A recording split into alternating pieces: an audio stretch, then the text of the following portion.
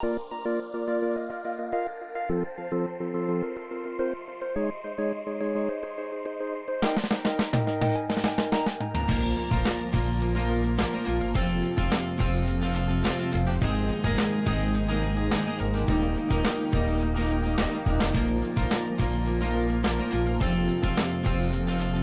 morning, everybody. My name is Anthony Kazazis. I am the NYC Director of the NYC Network Group, as well as the NYC Real Estate Expo. I always like to make an announcement regarding the Expo. This year, the Expo was scheduled for November 2nd.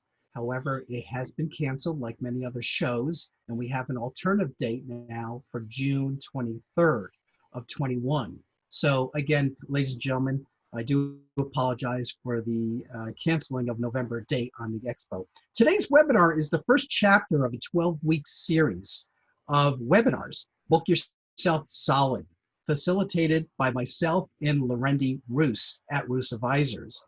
The rest of the 12-week webinar series will feature a countless number of special guests, including industry experts on how to grow their businesses, their real estate brokerages, service companies, or even agent desks. Our special guest today is Matthew Kimberley, who will discuss developing a personal brand so you'll be remembered, memorable, and unique. Matthew Kimberley is the head of a Book Yourself Solid Worldwide. He's also the author of Get a F*UCKING Grip, creator of a delightful emails and schools of selling, and host of How to Get a Grip podcast. He lives in Malta with 2 boys, 1 wife, and a dog. And pre-COVID traveled the world speaking on stages from Singapore to San Diego. He likes a great scotch, and he also enjoys a great conversation. Without further ado, ladies and gentlemen, Matthew Kimberley. Well, Anthony, thank you very much for the wonderful introduction. I couldn't have said it better myself. Lorendi, would you like to lay the groundwork for what we're discussing today, or am I jumping right in? We're just going to let you jump right in, my friend. Fantastic. Well, with your permission then, I'd like to share my screen just to give you some context. Thank you very much, Anthony. Thank you, Lorendi. And thank you, all of you, for investing some time and spending it with me. My goal over the next half hour or so is to be as useful as possible to you. And part of that is going to be about being responsive. So if you do need me to respond to any of your questions, queries, concerns, comments, or conversation starters, you can just put those into the chat, or indeed raise your hand. I'm not monitoring, and you can raise your hand just by waving it like this. I'm not looking at you. I'm looking at the chat and I'm looking at my screen, but I'm super interested in having conversations as well as giving lectures. I'm the head of Book Yourself Solid Worldwide, and what I do with my time is I train and recruit trainers who take this stuff to the world. Book Yourself Solid was founded almost 2 decades ago by my business partner, Michael Port, who was an actor in things like Sex and the City and other rubbish that you might be familiar with. And having experienced a little modicum of success, he realized that perhaps business was where it was at. He started working with personal trainers and gyms on how to get more clients. He realized that his system worked really well. In 2004, 5, 6, somewhere like that, the first edition of Book Yourself Solid as a book came out. You might be familiar with it. There's a very strong chance that you've heard of it if you work in the real estate industry, because it's recommended reading in almost all business growth programs that I've ever heard of. It's now on its 4th edition, over 1 million copies sold worldwide, something like 20 plus translations. And now I run that arm of the business. Having worked with Michael for 12 years, I now run that arm of the business. And I'm really excited to introduce it to you, because even if you hate marketing and selling, even if you feel that you're a dinosaur when it comes to technology, and even if you would rather sit and talk to a wall than talk to another person at a networking event, then Book Yourself Solid has got your back. We work on the principle that, firstly, business should be a love story, which means that you're allowed to enjoy it. Nobody says, I'm going to become self-employed to work on the grind and the toil and the endless banging your head against a brick wall in order to enjoy the quality of life that, frankly, you could get by taking a job where you're given directions. If you're self-employed or if you're commission-based, then Book Yourself Solid will allow you to fall in love with the work that you do. Secondly, very importantly, we believe there are some people you're meant to serve and others not so much. Don't go chasing losers. Don't go chasing people who aren't for you. Don't go chasing time wasters. Look for your right people, and you'll find that love story becomes a lot easier to pursue. And finally, the sacrilegious bit, the fundamental, practical principle behind Book Yourself Solid is that marketing does not get you clients, right? Marketing won't get you clients. Like software won't fix a bad business idea. You can do all the marketing in the world and generate all the leads that you could possibly wish for. But if you don't have a systematic process for converting those leads into clients, then you might as well do no marketing ever. Marketing on our schematic is the last thing that we focus on. So we start down here at the bottom, and I'll be talking to you about this rung today. And marketing is up here in the top thing. It's the last thing that we do. When people respond to your marketing, depending on whatever it is that you're doing, they're going to come and check out you on the ground floor. And they're going to start right down here. This is the first point of contact with you. You have implemented, or you will implement, what we call a red velvet rope policy.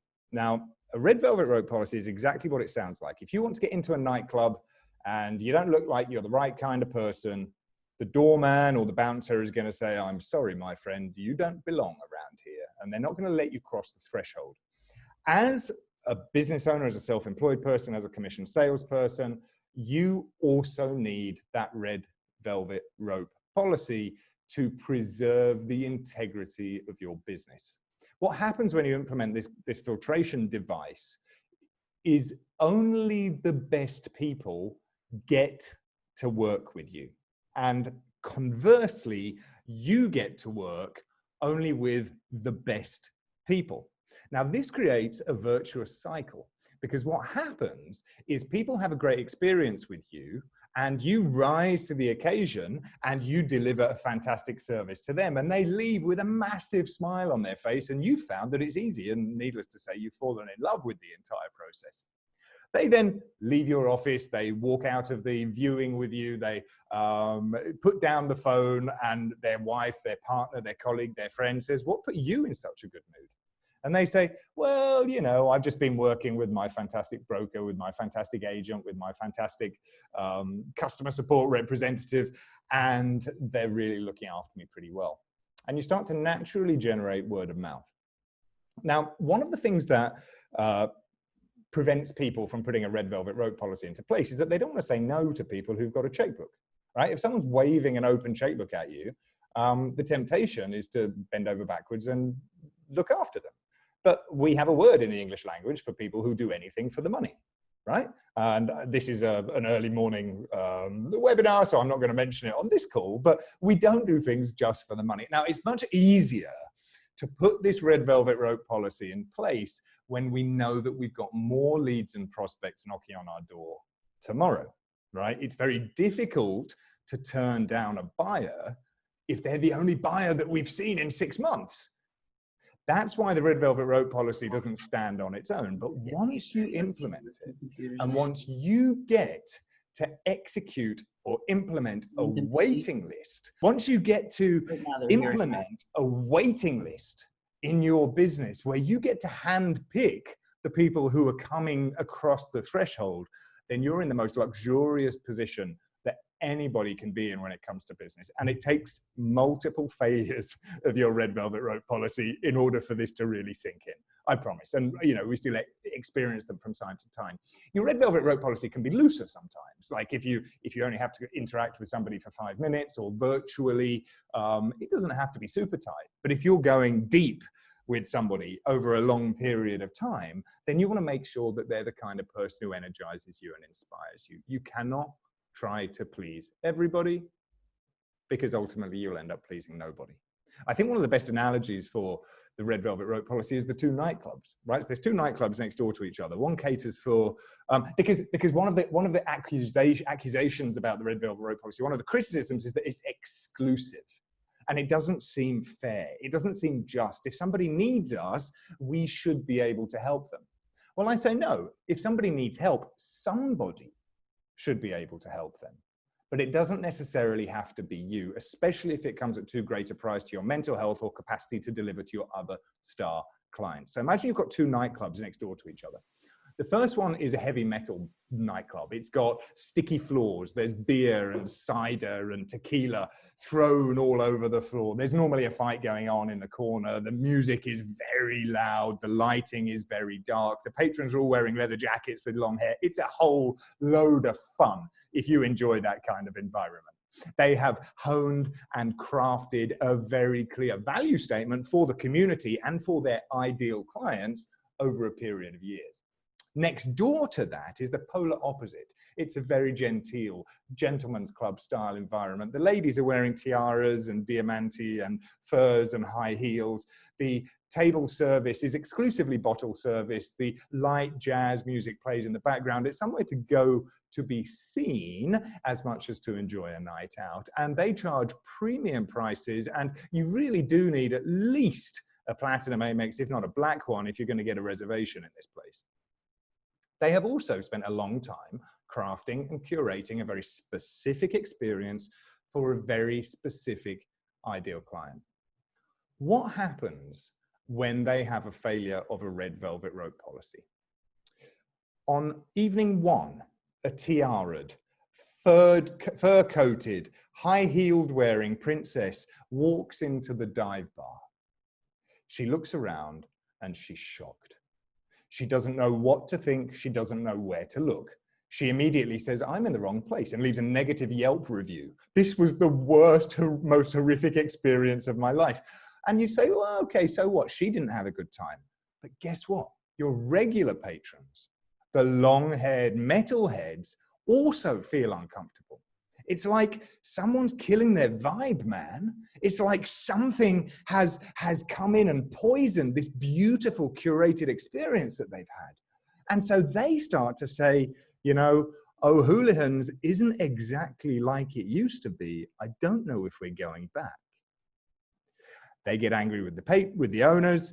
The patrons talk amongst themselves. They find another place to go. One Red Velvet Rope policy failure can kill your business. Meanwhile, next door, the VIP place, they, by accident, one evening, let in a couple of the long-haired, leather-jacketed, Doc Martin, booted, wearing metalheads from the bar next door. Now, they feel uncomfortable, so they immediately get drunk to assuage their nerves. They're doing tequila shooters. Everybody is absolutely horrified by the riffraff that they've let in. Negative Yelp reviews abound. People are texting each other in their private chat group saying, we're definitely not going back to Bougie's next week. It was a complete nightmare last week. And again, a Red Velvet Rope policy kills the business. So don't think you have to cater to everybody. There's a story about the old man and the little boy and the donkey you might be familiar with. And it's a long story, so I'm going to talk really quickly in my impenetrable English accent. The old man, the little boy, and the donkey were walking down the mountain on their way to market. They come across the first village, and because the little boy is sitting on top of the donkey, the villagers say, little boy, you are heartless and mean. The old man is struggling to keep up alongside you. He should ride the donkey. The old man and the little boy look at each other and they swap places. The old man rides the donkey, the little boy walks behind, and they get to the next village. And the villagers say, what are you thinking? That poor little boy with his tiny legs is struggling to keep up behind the donkey. Old man, you should be ashamed of yourself. They look at each other. The old man says, little boy, jump up. We'll both ride the donkey. They get to the next village, of course, and the animal rights activists are out in force. They say, shame on both of you. This poor donkey, this beast of burden is carrying this horrible load. It's hot out. The hill is steep, and you've got two of you on top of each other. Exasperated, the old man, the little boy dismount, look at each other.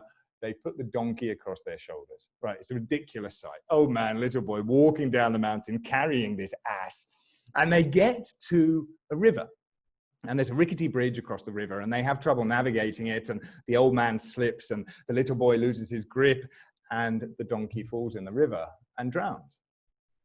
And of course, the moral of the story is that if you try to please everybody, you may as well kiss your ass goodbye. Boom. Round of applause. Well done, Matthew. Hey, great story. Fantastic. The Red Velvet Road policy is critically important. You need to look at your clients today and you need to say, who are star clients? Who do I like hanging out with? Who would I share a drink with? You also need to look at your mid-range clients and say, can they be upgraded or should I downgrade them to duds? And then you look at your duds and you get rid of them entirely. And yes, it's a scary prospect, but it creates space and energy for more of the right people, for more of the positive Yelp reviews, for more love in your business. And the last piece on this is very important, that you might have seen other business building systems tell you to create an avatar of your ideal client. It says, you know, Bob is 54 years old. He's a physics lecturer in a university, and he has 2 adult children, and he drives a Volvo, and he has a log cabin, and he earns $65,000 a year. We're not interested in any of that. These are circumstances, because next year Bob might be unemployed, or he might be a grandfather, or the log cabin might burn down, but he's still Bob, right? His innate characteristics haven't changed. And we need to think about this more like a dating profile than an avatar exercise. You're looking for people who share your values. You're looking for people who are respectful of you. In my particular case, I look for a great sense of humor. I look for people who take personal responsibility. And I'm quite keen on timekeeping as well, because that's a kind of show of mutual respect. Put that Red Velvet Road policy in place and it'll be the greatest luxury of your life. Lorendi, did I miss anything when it came to that? I think you covered that. Stellar. Good. What's my time frame, Lorendi? Because I still want to cover a couple of other things. Yes. I don't want to run over. No, yes, you have about 10 more minutes. Can you do it in 10? Absolutely, because I really think the Red Velvet Road policy is the most important from a philosophical point. There is no greater luxury.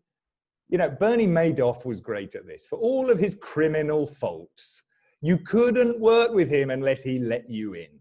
Okay, and that's the power positioning that you want. You want your clients to be filling out an application form to get to work with you because you are the prize. And when you position yourself like that, you're not begging, you're not cajoling, you're not following up, you're not chasing. You pre-screen your clients before they get to work with you, and you'll never work a day again in your life. When it comes to developing a personal brand identity, this is about, in Book Yourself Solid terms, having 3 major components. The first component that you need in your personal brand identity is a who and do what statement. Now, a who and do what statement should be super simple. I help realtors get more clients. I help,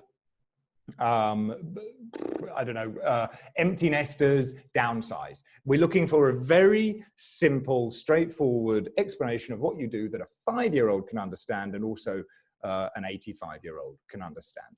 There's no branding involved in that. There's no long words. There's no jargon.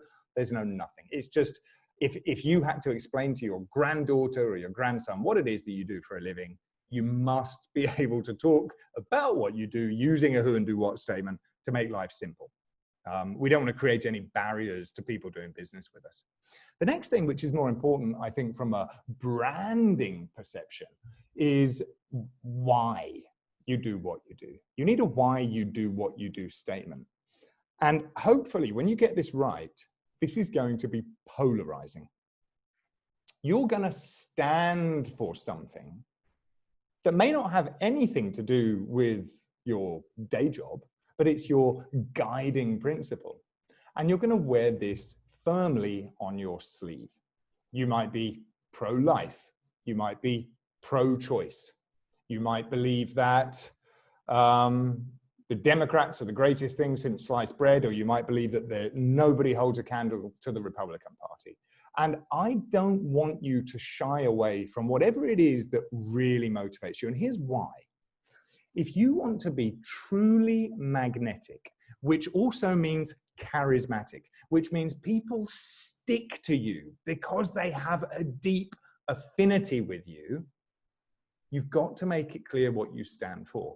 In order to be magnetic, you must have a north and you must have a south. That means you must repel in order to attract. That's going to grow your influence, and it's going to grow your, what did I say? That's going to grow your influence, and it's going to grow your army of raving fans. There's no question about that. If you think about the most charismatic, most magnetic people that you could name today, the chances are they have as many detractors as they have attractors. Justin Bieber, love him or hate him? Yes. Barack Obama, love him or hate him? Yes. There's no middle ground. And if you want the kind of influence and pull that the current president of the United States has, you better be prepared to be as vocal about what you stand for as any of these people that you admire. There's no middle ground. And you say, well, I'll be putting people off. And you say, yes, you will be putting people off. And that's the only way you're going to let your right people know that you're their safe bet. So zero judgment, but don't be afraid to wear that with pride. And stand for something real. You know, we don't want any Miss World answers like I stand for world peace. Everybody stands for world peace. You know, let's choose a very specific issue that we can get behind. And the reason we get up in the morning is to give this to this, or to generate this thing in the world. The third part you might like to consider, although I don't think it's mandatory, is a tagline. And I'm sure over the course of the Book Yourself Solid training you'll be having over the next few weeks, the tagline may be discussed.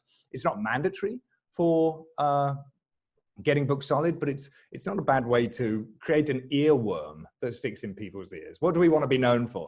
You know, I'll be honest, I've been 12 years without a tagline, and it's been okay up until now. It hasn't affected my ability to get book solid. But if you have one, then you can own brain space in your prospects' minds. My business partner, Michael Port, his tagline is, I'm the guy to call when you're tired of thinking small. And if you hear that enough times in a radio ad, you're never forgetting it. So you may be able to create your own version of that just as a little aid memoir in the minds of your prospects. And really, that's as simple as a personal brand is. A brand is created not through logos or not through visuals, although these will certainly support the perception of your brand. Your brand is who you are at your very core. You are taking ownership for your beliefs and for your person. And you know, don't nobody likes vanilla ice cream. I mean, they do, but everyone has stronger feelings about other flavors. So let's not be vanilla. When you do this work properly, you should then be able to talk about what you do.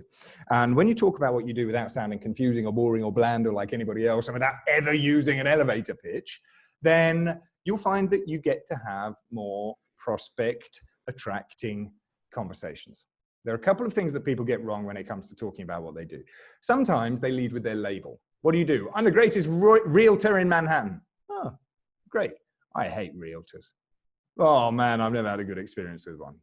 Or I'm a police officer. Yeah, I don't trust you. Or I'm a dentist. I'm hiding under the chair. Or I'm a lawyer.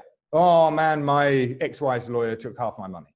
Right? If we lead with a label, we're automatically allowing people to bring their prejudice to our profession.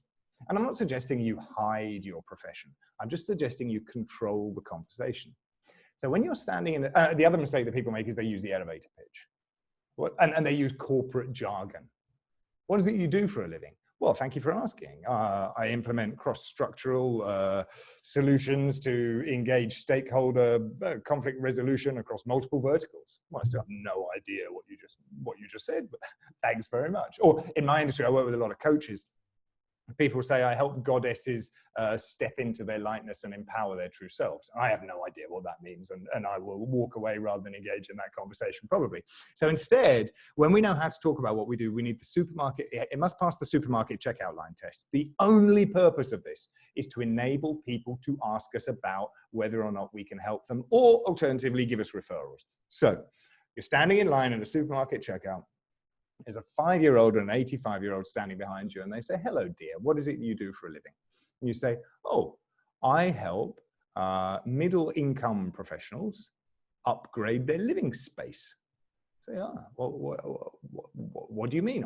My son is a middle-income professional. I don't think I explained that particularly well. It might be, I help accountants in Tallahassee move from a 2-bedroom to a 3-bedroom apartment when they get pregnant with their 3rd child. or something like that. You go, well, I don't know any accountants, but my son works with accountants. You should speak to him. Or the 5-year-old says, wow, my mummy's an accountant. You should speak to her. We just got to make it as simple as possible to understand. The elevator pitch, by the way, was designed to get you out of the room as quickly as possible. The only time you should use an elevator pitch is when the person sitting on the other side of the table is a venture capitalist and they have an empty checkbook, right? There's always exceptions. If they say, give me your elevator pitch, just do it, right? And what that does is that enables people to know who we are, what we do, whether or not they should like us, whether or not they belong with us, and give us the opportunity to immediately start offering them or their referrals solutions. After we put in place some standard credibility builders and position ourselves as a category authority, what's going to happen is people are going to give us the opportunity to earn their trust.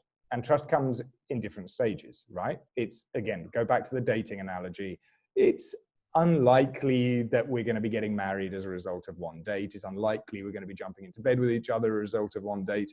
But the softly approach works. But here's the thing, some people will be interested in marriage after a couple of dates. Some people will be interested in jumping in bed with you, maybe even before the first date is even finished, before the entrees come.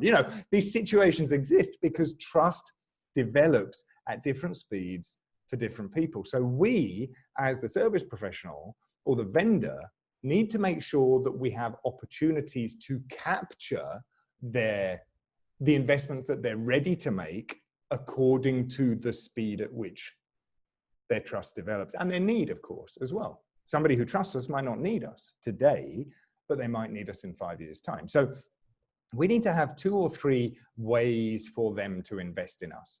And we don't have to think financially all the time. If we've only got one financially investable opportunity, buy your house, rent your property, lease your offices, what about other ways? Could they trust you with their time? Could they trust you with their attention? Could they trust you with their contact details? We found that one of the most effective ways to build trust over time, and one of the fastest ways, is the implementation of something in your sales cycle called the always have something to invite people to offer, or ASTIPTO for short, if you need an easy mnemonic.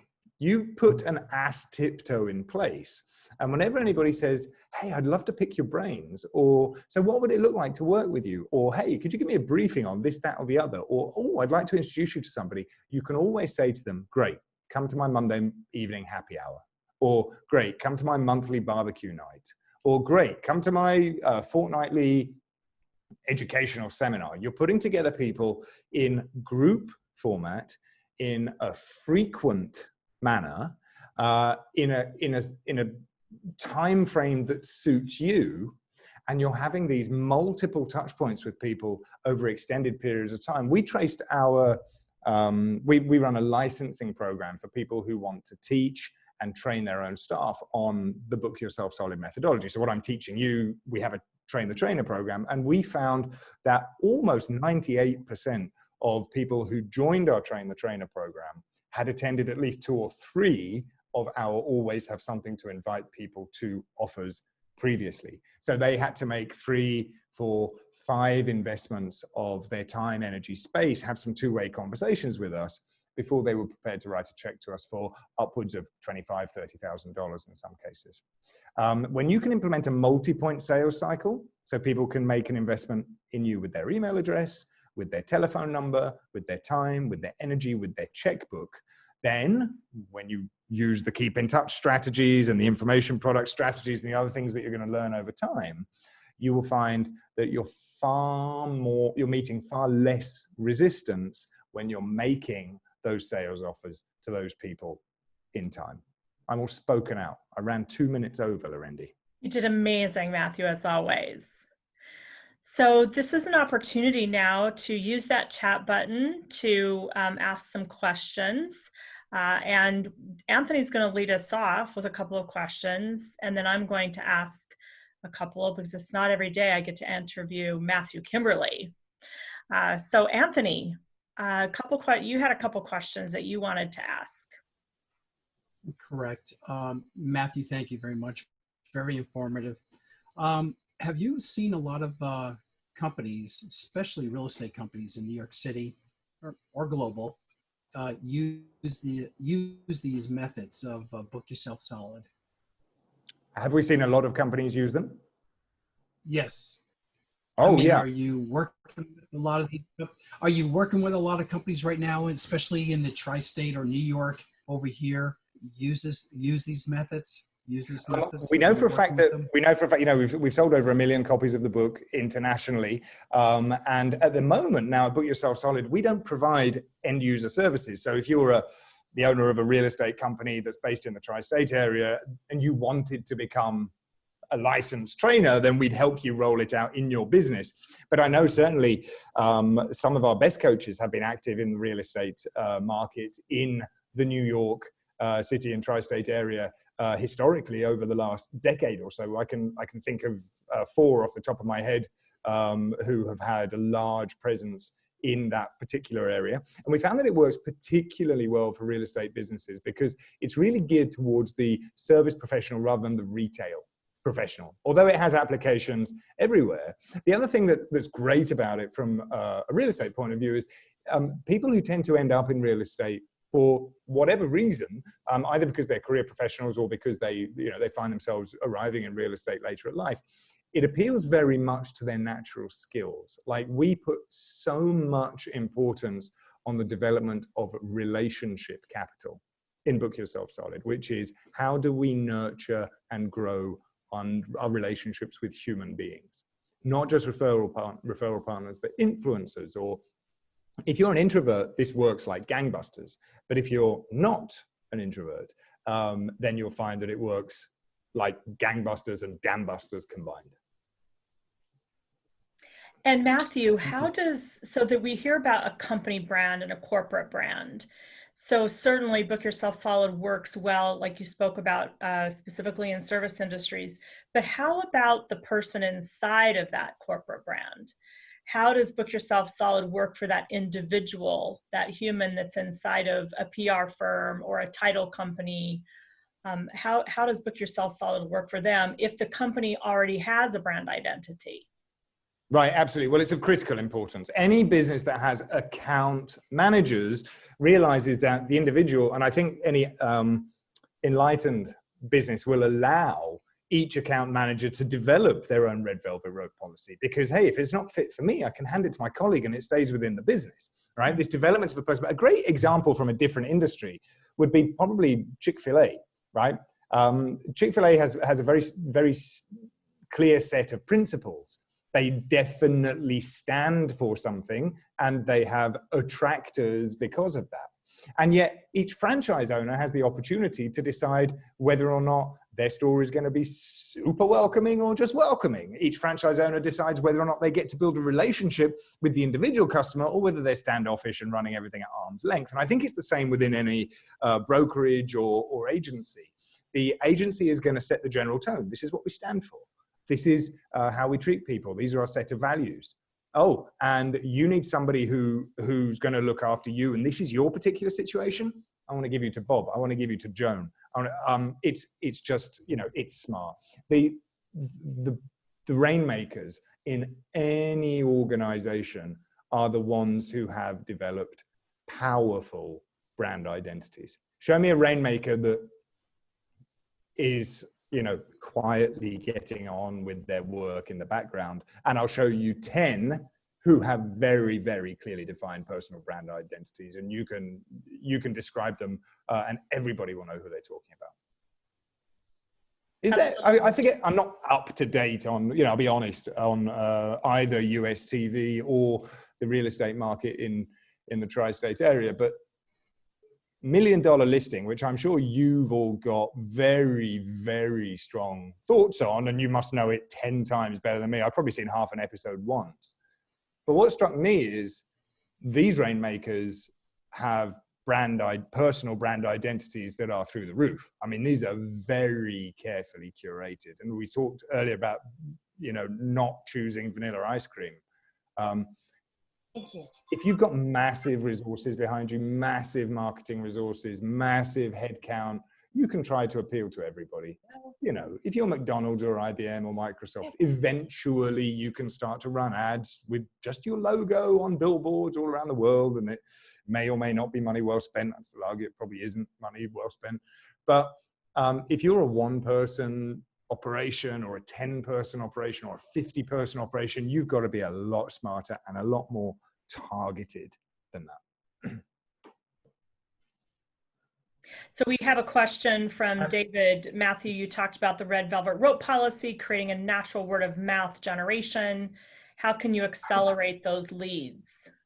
Sure. Well, I think when it comes to word of mouth is essentially a referral-based business, right? Referrals can either be accidental or they can be deliberately incentivized.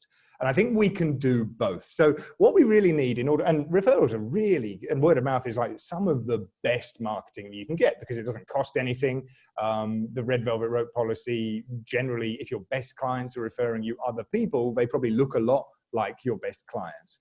But a few things have to be in place. One, the client experience has to be exemplary, right? Your standards of service have to be second to none. We should only be remarking upon our experience with you because it was so exceptionally good. That means you didn't show up late. You did respond to your emails. You did keep in touch with your client. You didn't forget their kid's birthday.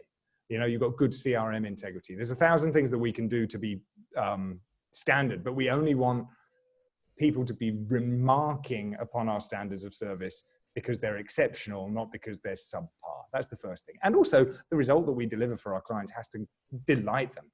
And even if you're working in something which could be considered transactional, like a competitive real estate market, you get to determine the experience that your client has.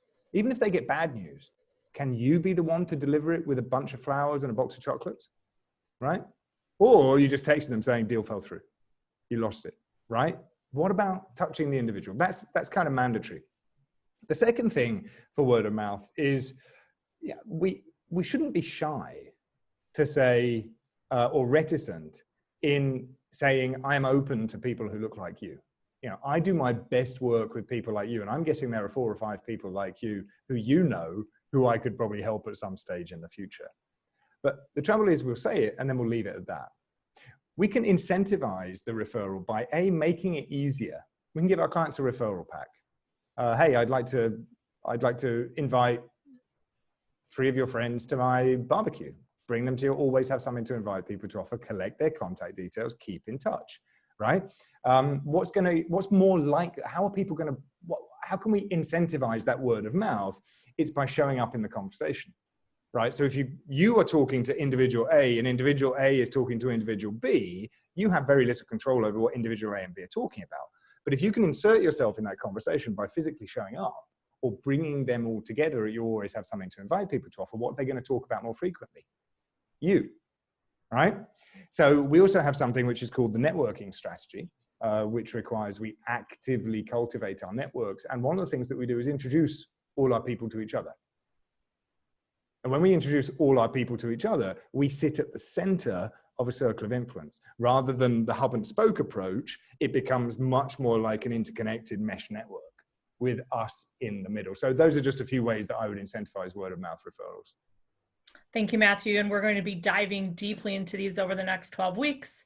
And we're going to be having experts, some of you on this call, who have taken those strategies and actually implemented them into your business. I would say everything changed for me in 2009 when I picked up Michael Port's book, Book Yourself Solid, and then 2 years later decided to join the mastermind and had the privilege of working hand in hand with Matthew and Michael. And I think that's also the other thing, is having the courage to surround yourself with people who are on the same path, who are like-minded, and also are willing to help walk beside you. And you're holding yourself accountable, but you have a great partner, you know, such as Matthew and Michael were for me. We have Lucy asking about relationships. And I think that's what you just spoke to, Matthew, is the importance. And, you know, a lot of people, and I did this myself, spent some dollars on a CRM system that I wasn't prepared for because I hadn't built my foundation of who am I, what do I stand for, and what gift do I share with the world, that I can speak about in a way that's clearly understood, because when you really believe in it and you're passionate about it and you know that you're the best for those that you're meant to work with, it becomes much easier. But I remember, Matthew, early on in my days working with you and Michael, being really confused about that and being very scarcity mindseted about that I had to serve everyone, otherwise there wouldn't be enough. And when I flipped the switch, everything changed. Can you talk about how Book Yourself Solid helps businesses who are trying to expand? And I'll just share that now, whenever we offer a new service offering to a target market, or we pick a new target market, we go back to the basics from Book Yourself Solid all over again. And what we actually did this last year for our own business, Matthew, is we had a come home strategy. And I had started out in the real estate industry, and over time, over the last 17 years of consulting, had become very broad-based. And over the last 2 years, we call it our coming home strategy, and we're coming back to real estate, picking a very narrow niche, which has been so helpful. So when you're in expansion mode as an organization, how does Book Yourself Solid help? Great question. So you can never have, I believe, too narrow of a target market. I really believe that. That's the cure-all to almost all revenue problems, right? The cure-all is to just go narrower, narrower, narrower. You take the resources that you have and you put your energy into a laser beam instead of a floodlight, right? And the laser beam cuts through steel and the floodlight doesn't do anything. You can stand underneath it, right? So that's the cure-all. So every business that has proven itself has this message or service to market match. There's no question. You've chosen a clearly defined target market. You've taken your single biggest result to that target market, and the market have responded with their wallets, right? That is mandatory. You shouldn't be looking at growth unless you've got that fixed. But then there are only two ways to grow a business, I believe, right? One is you take your and Book Yourself Solid helps you with that. I mean, no question. This is the foundational part, right? But then there are only two ways to grow your business. One is to take your existing service to a new target market. And the other one is to offer additional services, offers, and investable opportunities to your existing clients. Book Yourself Solid gives you the roadmap for doing both of those things. You want to put new things in your sales cycle. Perhaps you want to add digital products. Perhaps you want to add tangible products. Perhaps you want to add new services that fit into your sales cycle to your existing target market. Just follow, like you said, Lorendi, you start from scratch and you follow the system all through. I think Starbucks is a really interesting example of them having done this. Because if you looked at Starbucks, say, well, do they even have space to expand anymore? There's even 2 Starbucks in Malta now, and Malta is 20 miles north to south. Yeah. So yeah, they probably got space for another 20 outlets, you know, at least, or maybe another 50, at least one every corner. But when they started, the amount of resources that they had available naturally precluded selling coffee to the entire world. They just couldn't open stores anywhere. They said, we've got a great coffee and we've got enough money to rent one location. And they're going to rent this one location in a small shop corner or store corner in Seattle, right? And they said, okay, by nature of necessity, our target market is people who live and work and walk in the neighborhood and who walk past our store, all right? So that is, we're not going to waste our money marketing to people in the town next door or even 10 blocks across. We're going to spend our resources by targeting our marketing to our target market. Now, if anybody came in to that area of town from a different part of town or from a different county or from a different state, Starbucks weren't going to turn them away, right? Word of mouth was, hey, I hear you guys do a great espresso, but I'm from California. Am I allowed in? I mean, no one's even asking that. You know, just because you're not targeting your marketing to them doesn't mean you can't do business with them. Right? So they're going to come in and they're going to say, oh, that was delicious. And then Starbucks say, oh, hang on, we've got different resources available to us now. We have money. What are we going to do with this money? What about our stock? Perhaps we could start selling bananas and muffins and newspapers to our existing target market, thereby doubling the revenue from every person who walks through the store. Wow. So that's how they've grown their business. And then they say, hey, this works. Let's take it to a new target market. And, 5-10 blocks up, they open a second store. And that is a very, very classic example of using the book yourself solid methodology in order to expand, take your offer or add new offerings to your current roster of clients or a new group of clients. It's perfect for growth-minded companies. Perfect. Thank you, Matthew. So we have just a few more minutes left. So I'm going to ask you if anyone has any other questions, or here's something I always love to do is let's give some love to Matthew for showing up for us. So something that was inspiring or helpful for you, one takeaway. We'll give him some virtual hugs all the way in Malta. I'll take it. As you're doing that, Anthony, any final questions for you? Please use that chat to send some love to my dear friend Matthew. Yeah, I think we asked you some great questions there, and it really was a joy to listen to you, Matthew. You want to share with us would you like to share with us what your tagline is? Yeah, I said I don't have tagline. I've never had a tagline for 12 years. And if I did have one, it probably wouldn't be reachable on the phone, Anthony. But I think, I think far too frequent. Matthew, can you hear me?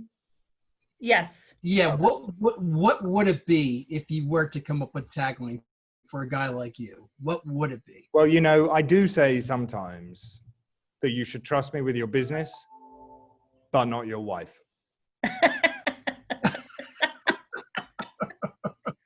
How about my mother-in-law? That's fine. Yeah, I'll take her off your hands, my friend. How about there you go. And you can reach Matthew Kimberley at Matthew Kimberley, KIMBERLEY.com. Has such great content. Lucy says, Matthew, what a great energy. Thank you so much for sharing with us your wisdom and your knowledge of people. That he does know.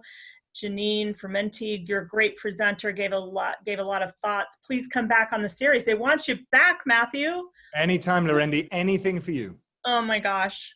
Michelle Gambetta, really great presentation, very inspiring. I will share with a friend. And by the way, these videos, the series will be on the New York City Network Group home website page. They're also on Roos Advisors. We have a YouTube channel. You can find them there. Gabriella Dennery, a dear friend of mine, very inspirational. Love the analogies to create a clear picture in my mind. Looking forward to the rest of the series. David Letta, I like the ideas of finding prospects who share your values. And Lucy, I just sent a friend request to Matthew. He will respond because that's the kind of guy he is. Oh yeah. Well, we'll do a red velvet rope policy interview first, Lucy. Make sure you're allowed in, but I think it will be okay. I think you and Lucy would have plenty to share over a couple drinks, Matthew. Yeah, fantastic. So thank you so much, Matthew. Any final words of wisdom for us? I really think somebody asked, I think it was Lucy, would I say the relationships are the base of my business? I categorically, yes. They don't make a business, but they make everything go further. When you've got great relationships, your money goes further because you've got people who can help you with things. And your time goes further because you've got people who can help you with things. And you have access to more things because your network has access to things and they know you and they love you and they're going to help you get it. And it was Steve Jobs, I think, who said you can't connect the dots looking forward, you can only connect them looking back. But if I look back at every good thing that's happened in the past 15 years since I've been doing this, and I used to own a recruitment agency in Brussels, Belgium, that wasn't very good. But since I stopped doing that, the reason I'm here today is because of relationships that have been nurtured and forged over the last decade, at least. And I can connect the dots very, very clearly looking back as to why I'm here today with you. And if I'm allowed, Lorendi, I'd like to suggest that they go to my website and grab a copy of my ebook, Yes. 5 Things to Do Every Morning to Get More Clients in 60 Days. Grab a copy of that on my website, because that really outlines the tiny disciplines I have just for making sure the relationships are never forgotten. Yes, thank you. Everyone should definitely check out Matthew's website. You should subscribe to his emails, his newsletters. He constantly is giving rich content that makes such a big difference. So definitely. Anthony, what would you like to say in closing? Once again, Matthew, we really enjoyed this, especially the start of this great series that we're going to get ready to start going into. But it was a real honor to have you here, to have your time, and we all want to thank you so much. And thanks again, Matthew. Really enjoy the rest of your day with your children, and enjoy that scotch. Yeah, absolutely. Thank you very much. And I remain at your disposal. Anything you need in the future, please don't hesitate to let me know why we know each other and how I can help you. Thank you so much, Matthew.